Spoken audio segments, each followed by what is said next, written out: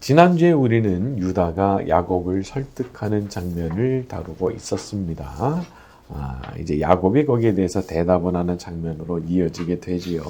창세기 43장 13절과 14절 읽습니다. 내 아우도 시작. 내 아우도 데리고 떠나 다시 그 사람에게로 가라.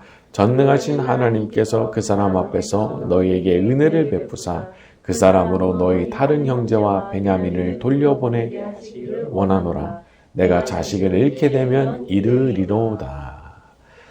여기 보게 되면 야곱이 드디어 이제 결단을 내리죠. 14절에 내가 자식을 잃게 되면 이르리로다. 잃게 된다고 하면은 내가 잃겠다. 자, 그런데 그런 각오. 내가 희생을 감수해야 된다면 희생을 감수하겠다. 그 마음 먹었던 바로 그 각오가 사실은 요셉을 만나게 만든, 다시 만나게 하는 출발점이 됐다는 사실을 우리는 주목해야 됩니다. 사실 얼마나 망설였겠어요. 나 얘 없이 못 사는데, 나 이 막내 없이 살 수 없는데, 그런 생각 정말 많이 했겠죠. 하지만 그럼에도 불구하고 이게 정말 어쩔 수가 없는 상황이라면 내가 포기하자. 내가 내려놓자. 내가 희생을 감수하자. 그래야 하는 거죠. 그리고 그렇게 마음을 먹었을 때 오히려 그 각오로 인해서 더 좋은 일, 자기가 상상하지도 못했던 그런 일을 만나게 된 거 아니겠습니까? 때로는 하나님께서 어떤 귀한 복을 내려주시기 전에 항상 이런 종류의 시험이 있지 않나, 그런 시험의 과정이 있지 않나 그런 생각도 해보게 돼요. 내가 정말 내려놓지 못하는 그거를 마음으로부터 내려놓고 하나님 앞에 올려드리는 거죠. 제가 이거 내려놓습니다. 아쉽지만 너무 아프지만 희생해야 된다면 제가 희생하겠습니다. 하나님께 제물로 올려드리겠습니다. 그런데 놀랍게도 나중에 보면은 바로 그런 각오, 내가 희생을 다 받아들이고 무릅쓰겠다는 그 마음을 하나님께서 귀하게 보시고 그 위에 축복을 하시는 거더라고요. 여기 보면은 아들들 중에서는 유다가 먼저 희생을 딱 각오했고, 또 이어서 아버지였던 야곱이 희생을 또 각오했고, 먼 훗날에는 에스더가 희생을 각오하죠. 또 그 무렵에 보면은 다니엘과 세 친구들이 또 다 희생을 각오합니다. 정말 필요한 일이라면 제가 하나님 100% 신뢰하는 가운데 이거 내려놓겠습니다. 희생하겠습니다. 그때 기적이 일어났던 겁니다. 세상에 참 쉬운 일이 없더라고요. 내가 죽기를 각오했을 때, 내가 다 희생하겠다는 각오를 했을 때 하나님의 기적은 그때 일어나는 거더라고요. 이게 참 쉽지가 않아요. 하지만 우리한테 소망이 있다면 그런 각오를 하고 내가 결심을 하면 그 자리에 하나님의 기적이 나타난다는 거죠. 쉽지 않지만 우리도 결심하게 될 때 우리의 삶에 하나님의 기적이 나타나게 될 줄로 믿습니다. 자, 우리 15절부터 22절까지 쭉 갑니다. 그 형제들이 시작. 그 형제들이 예물을 마련하고 갑절의 돈을 요셉 앞에 서니라. 요셉은 베냐민이 그들과 함께 있음을 보고 자기의 청지기에게 이르되 이 사람들을 집으로 인도해 드리고 짐승을 잡고 준비하라. 이 사람들이 정오에 나와 함께 먹을 것이니라. 청지기가 요셉의 명대로 하여 그 사람들을 요셉의 집으로 인도하니 그 사람들이 요셉의 집으로 인도되매 두려워하여 이르되 전번에 우리 자루에 들어있던 돈의 일로 우리가 끌려드는도다. 이는 우리를 억류하고 달려들어 우리를 잡아 노예로 삼고 우리의 나귀를 빼앗으려 함이로다 하고 그들이 요셉의 집 청지기에 가까이 나아가 그 집 문 앞에서 그에게 말하여 이르되 내 주여 우리가 전번에 내려와서 양식을 사가지고 영원에 이르러 자루를 풀어본즉 각 사람의 돈이 전에 그대로 자루 아귀에 있기로 우리가 도로 가져왔고 양식사의 다른 돈도 우리가 가지고 내려왔나이다. 우리의 돈을 우리 자료에 넣은 자는 누구인지 우리가 알지 못하나이다. 저는 이 부분을 보면서 요셉의 형들이 얼마나 두려웠을까라는 생각이 들었습니다. 그냥 뭐 대궐 같은 그런 대저택에 불려왔는데 그 앞에서 얼마나 자기들의 행색이 초라해 보였겠어요. 너무 비교가 되니까. 그냥 너무 주눅이 든 데다가 또 지난번에 돈이 그냥 자기들 자루에 그대로 또 들어와 있었으니까 이거 너무 꺼림칙하고 막 좌불안석인 거죠. 그러니까 요셉의 청진이한테 막 해명을 합니다. 아이고 지난번에 착오가 있었던 것 같은데 그래가지고 우리가 돈을 2배로 가져왔다.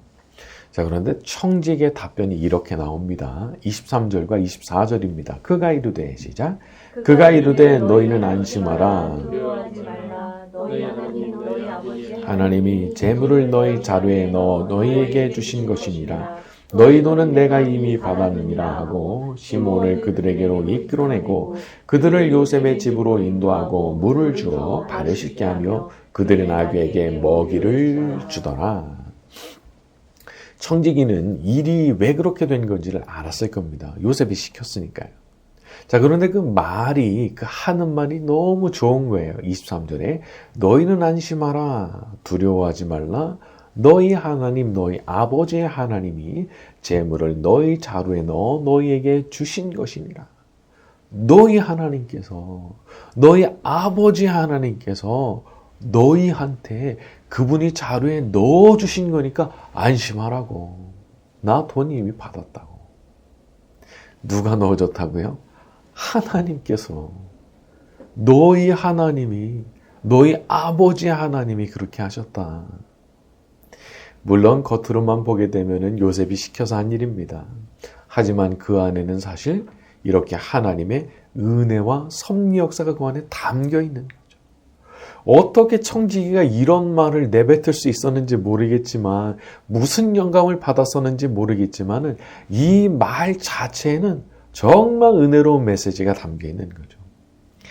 우리 하나님께서 우리에 대해서도 같은 방식으로 대해주시는 겁니다. 내가 없는 돈 그냥 쥐어짜내서 양식값을 지불하고 가는데 하나님께서 불러 세우시더니 그 돈을 자루에 넣어주시는 거예요. 다시 가져가라고. 다시 가져가라고.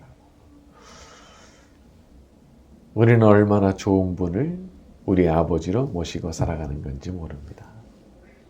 저는 이런 장면을 보면서 참 이렇게 다시 넣어주시는 은혜, 그런 게 우리 삶에 나타나게 될 때 참 우리가 얼마나 감사하게 되나 그런 생각도 해보고요. 자, 우리에게도 항상 다시 넣어주시는 은혜가 있을 줄로 믿습니다.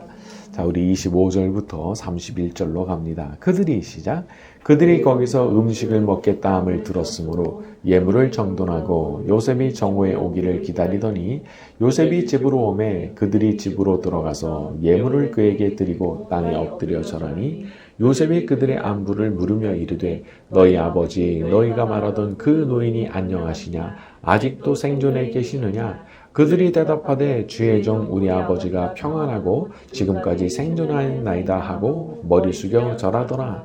요셉이 눈을 들어 자기 어머니의 아들 자기 동생 베냐민을 보고 이르되 너희가 내게 말하던 너희 작은 동생이 이 아이냐. 그가 또 이르되 소자여 하나님이 내게 은혜 베푸시기를 원하노라.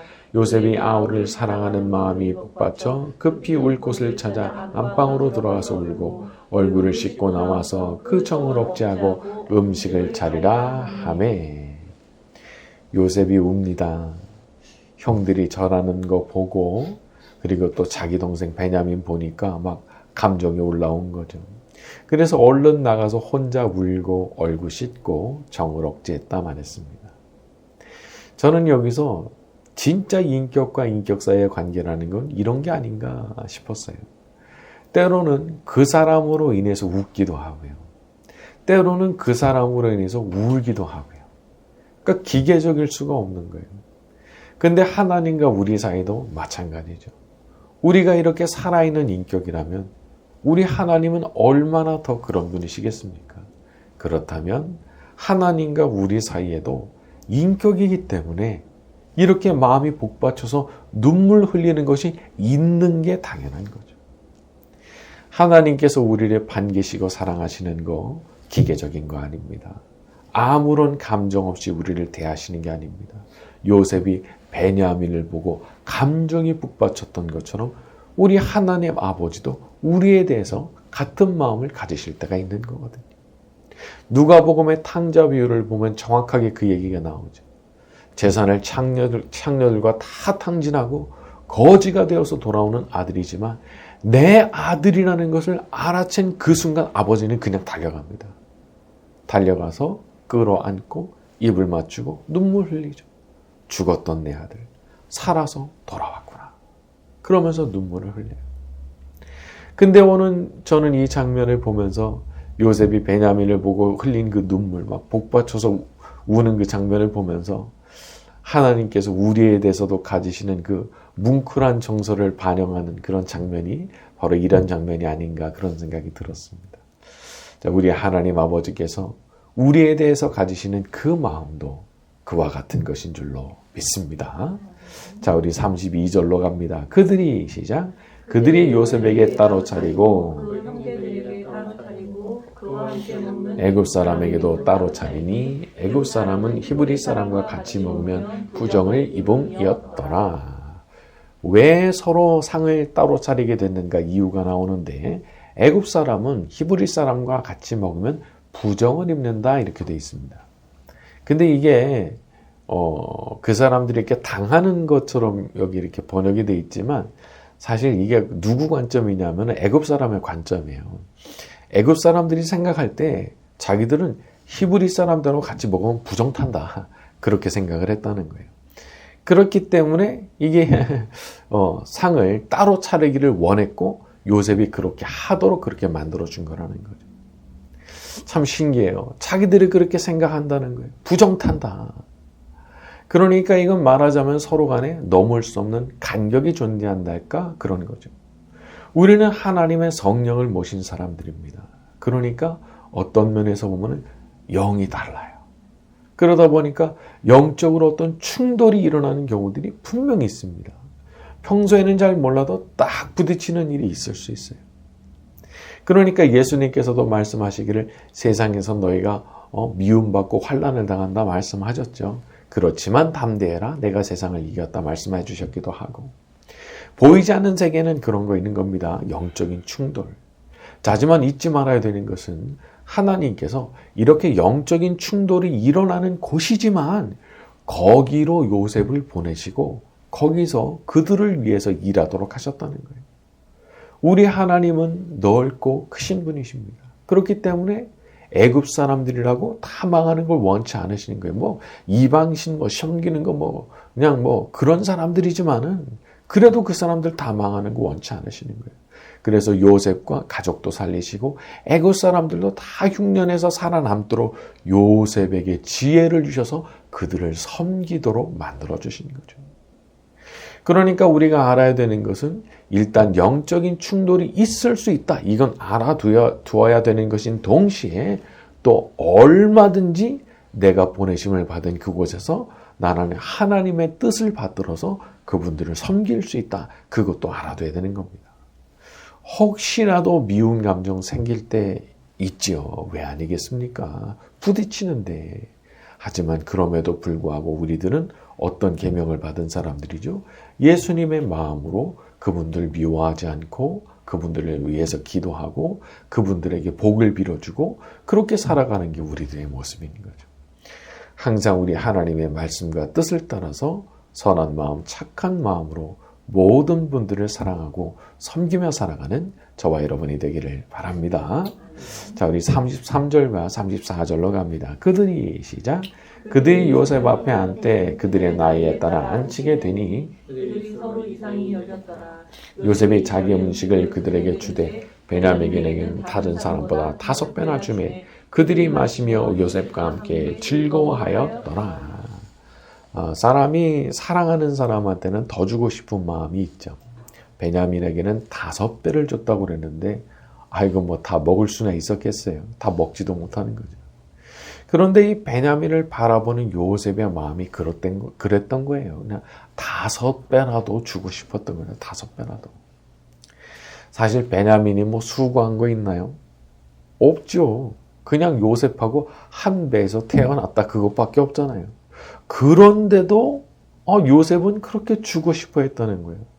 5배라도 주고 싶어 했다는 거예요. 근데 우리 하나님 아버지의 마음도 같은 것이 아니겠나 싶은 거예요. 예수님 안에서 성령을 부어서 우리를 당신의 자손으로 만드셨잖아요. 법적으로 입양만 하신 게 아니고 성령을 부어가지고 당신의 자녀로 이거 만들어버리신 거거든요. 존재가 변해도록 만들어버리신 거거든요. 그러니까 우리에 대해서도 어떤 마음을 가지시겠습니까? 우리에 대해서도 그렇게 사랑하시고 소중하게 생각하시고 주고 싶어 하시고 하시는 그런 마음이 있으신 거죠. 베냐민을 아끼던 요셉과 같은 마음, 우리 하나님께서 우리에 대해서도 같은 마음을 품고 계시는 줄로 믿습니다. 자, 한 가지 더 보고 싶은 것은 베냐민에게 5배 음식이 주어졌을 때 적어도 여기서는 형들이 배 아파하고 시기하는 모습이 없었다는 거예요. 예전에 요셉에 대해서는 굉장히 시기를 했잖아요. 자, 어떤 분은 이렇게 말씀을 하시더라고요. 이 형들이 이 자리에서 잔치상을 딱 받으면서 얼마나 행복해 했겠냐 그 말씀 하시더라고요. 온 세상이 기근이고 흉년이어서 굶어 죽지 않으려고 여기 왔잖아요. 굶어 죽지 않으려고. 근데 앞에 막 상이 차려지는데 평생 구경도 못했던 상이 그냥 자기들 앞에 차려지니까 얼마나 좋았겠냐 말이죠.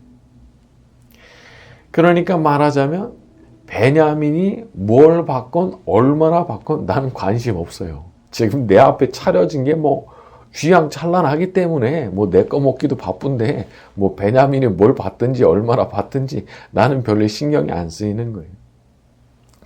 사람이 그런 겁니다. 내 앞에 차려진 것에 대해서 정말 감사하고 그것을 흡족하게 여기면 다른 사람들이 뭘 받건 별로 그렇게 신경 쓰이지 않는 거예요. 문제는 뭐죠? 내 앞에 차려진 그 상에 만족하는 마음, 감사하는 마음, 기뻐하는 마음, 그것을 즐기는 마음, 그것이 있는가 하는 것이 문제죠. 그게 객관적으로 어떤 것이든 상관없습니다. 그걸 감사하는 순간, 그것에 대해서 감사의 마음이 생겨나는 그 순간 사람은 행복해지는 거거든요. 진짜 만족은 거기서 나오는 거거든요. 객관적으로 볼 때 누구 못지않게 많은 것을 가지고 있는 분이지만 감사 없어요. 그런 분들 있죠. 객관적으로 볼 때 부족한 게 하나도 없어요. 그런데 신기한 건 그분 마음에는 감사가 없어요. 왜요? 없는 것만 생각해. 없는 것만. 늘 불만이 있는 거예요. 그냥 모든 게 불행해진다고 볼 수 있죠. 여러분 지난주에 요번 주에 또 무슨 어떤 연예인도 또 자살하고 그랬죠. 감사가 없으면 사람이 살 수가 없는 것 같아요. 감사가 한 방울도 내 마음속에 남아있지 않다면 그때는 그냥 끝내는 거더라고요. 그러니까 이 감사라고 하는 게 사람이 살아가는 데 있어서 얼마나 필요한 건지. 계속 불행을 느끼니까요. 그러나 정확하게 반대편 지점에 있는 감정이 뭐죠? 감사죠. 감사가 있으면 사는 거예요. 그러나 감사가 깡그리 없어지면 죽는 겁니다. 감사는 내게 주신 모든 것들이 빛나게 만드는 놀라운 힘이 있습니다. 마음에 감사가 생기는 순간 내가 받았던 모든 것들이 너무 아름답게 빛나는 거예요. 그래서 우리가 감사해야 되는 거죠. 감사의 빛을 비춰야 보석들이 반짝이는 것을 보게 되는 거니까. 감사의 빛이 없으면 아무리 크고 빛나는 보석이 있다고 해도 안 보이는데.